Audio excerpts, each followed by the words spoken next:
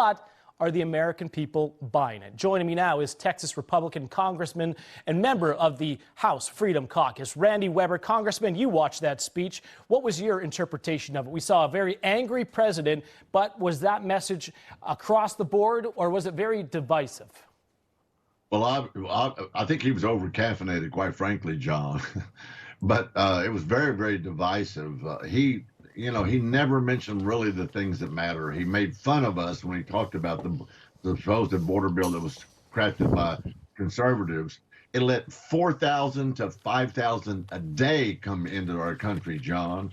Multiply that times 30 days in a month. That's 120,000 if you use 4 a month, and that's over 1 million a year.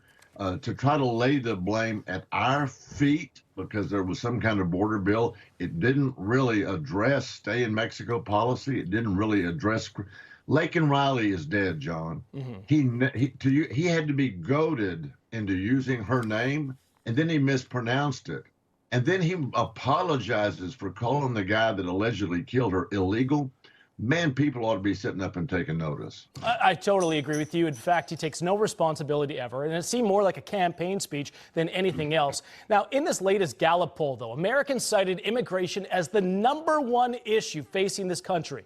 Did President Biden indicate that in his address? Not at all. In fact, the rhetoric was that he was going to help Americans in other ways. Immigration didn't really seem to be at the top of his list. How badly is this going to affect his campaign going forward? Americans, they want security, national security, and he isn't really doing that at all. No, he's not. In fact, he's just exactly the opposite. As you well know, after he came in after Trump, and in a matter of days, he erased all of the process President Trump had made on securing our border, remain in Mexico, stop, catch, and release, build a wall, and certainly we don't want any parole initiatives. He has literally destroyed what President Trump had in place, and we were getting record numbers of illegals. And now we're seeing people that are illegals. I'll use that word. I'm not ashamed of. They come in the country illegally. And so now you're seeing record numbers come across, and we can't keep up with it. We can't pay to educate all these kids, and we can't pay all the health care they need. And Biden seems oblivious. Yeah, and the other thing, too, is he calls them newcomers then. He's just essentially, he's coming up with his own words now for this instead of addressing the true issue at hand. Over at CNN, though, this week, they saw the State of the Union a totally different way. No criticism of Biden, instead focusing on Trump cozying up to so-called dictators. Watch this. Meeting today with Viktor Orban and Donald Trump. I know you had been in the room, right, when Trump had meetings with strongmen like Orban. Do you think it's an exaggeration that he wants to use Orban's playbook in many ways? Absolutely not. Hearing Kristen say that the meeting has lasted at least an hour and a half just tells you something right there. Donald Trump has the attention span of a gnat. And the fact that he's sitting in there with a dictator shows you that this is what interests him. Congressman, are CNN and the Biden campaign reading off of the same song sheet here? I mean, they're focusing on dictatorship here? Well, don't forget, John, we like to say that CNN stands for Communist News Network.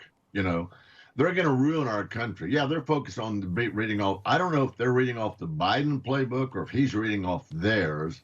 And, that's why we so appreciate what you guys are doing, Newsmax, because getting the real word out there. For her to say that President Trump has the attention span of a gnat, that's so irrespective of what the issues are going on. The President Trump had everything under control, most everything under the border problem, and yet she wants to go back and ding him for having a meeting with the leader of Hungary. It's unbelievable how bad that network is. Yeah, during President Biden's speech, Republicans called on the president, as you mentioned, to say Laken Riley's name. And she was allegedly killed by an illegal migrant. Here's that moment. Let's play it. Lincoln Riley, an innocent young woman who was killed by an illegal. That's right. But how many of thousands of people being killed by illegals? To her parents, I say, my heart goes out to you, having lost children myself. I understand. So, Congressman, before you react there, clearly he messes up the name. It says Lincoln Riley, not Laken Riley. Here's how Trump addressed the situation. Watch this. Laken Riley would be alive today if Joe Biden had not willfully and maliciously eviscerated the borders of the United States and set loose thousands and thousands of dangerous criminals into our country. To her family tonight, I promise you, I will demand justice for Laken. So Trump goes and meets with Laken Riley's family. Biden messes up the name. Your reaction? It's par for the course with Biden. Like I said, I think he was over caffeinated. They did get him geared up for this one speech, but he can't maintain that kind of process. He can't be as energetic and as focused as President Donald Trump is, irrespective of CNN saying he has the attention of a net. That's so disrespectful and so incorrect. President Biden ought to be held accountable for those very policies. He claims Congress needs to secure the border. He has the power. The border was most secured under Trump. He took it away. He has the power to secure the border. Don't blame this on us. President Biden, this lays at your feet. That's exactly right. Congressman Randy Weber, those were also all of the orders that President Biden, that you saw scrolling on your screen, that he